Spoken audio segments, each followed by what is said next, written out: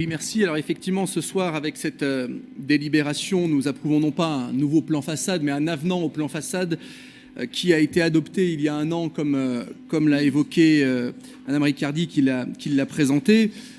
Simplement constater deux choses par rapport à ce que nous avions dit il y a un an, et on peut reprendre les échanges de ce moment.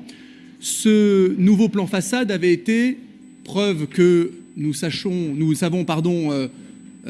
reconnaître les choses positives, adopté, il me semble, à l'unanimité, et nous avions salué le volontarisme de l'équipe municipale pour relancer une dynamique qui s'était quelque peu essoufflée, avec un nouveau plan qui prévoyait d'augmenter la voilure, tant sur le plan qualitatif, avec un certain nombre de nouveaux dispositifs, en particulier, par exemple, le travail avec la Fondation du patrimoine, etc., que quantitatif sur le plan budgétaire, mais aussi avec un élément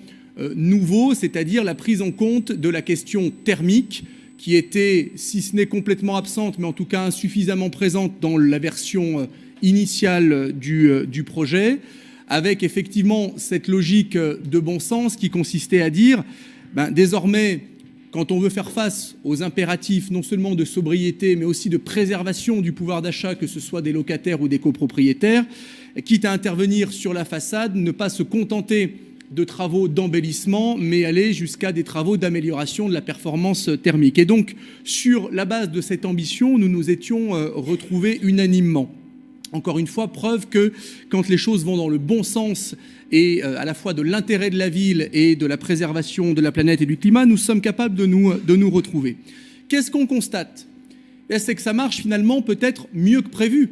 puisque le montant moyen des subventions qui est appelé est supérieur à ce que nous escomptions, puisque l'écart entre la moyenne de subventions prévues à 9 400 € et la moyenne des subventions sollicitées à 15 000 est quand même significatif. Ça veut dire qu'il y a, comme l'a évoqué Olivier Longeon, un besoin immense, et que effectivement, au-delà de ce besoin, il y a la question de l'envolée des coûts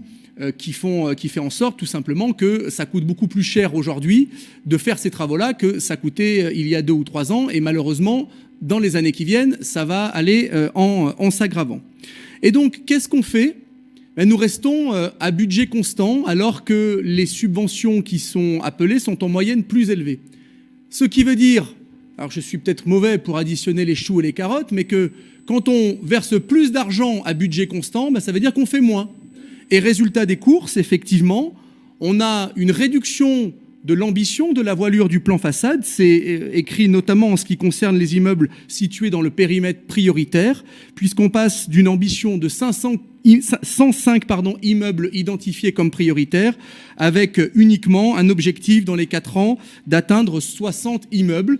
C'est bien dommage, parce que typiquement, voilà, nous avions un projet, une délibération, un plan façade qui faisait consensus, sur lesquels nous nous étions retrouvés. Et aujourd'hui, malheureusement, on se retrouve à devoir réduire la voilure à contre-courant des besoins et des enjeux immédiats, à la fois, encore une fois, pour le pouvoir d'achat des ménages et pour la préservation du climat à Saint-Étienne, ce qui nous fait dire effectivement que là, vous ratez le coche une fois de plus en matière écologique, et donc nous regrettons que l'avenant que vous nous proposez, finalement, réduise l'ambition de votre propre plan façade, et donc nous ne vous retrouverons pas sur cette baisse d'ambition, et donc nous nous abstiendrons sur cette délibération. Merci.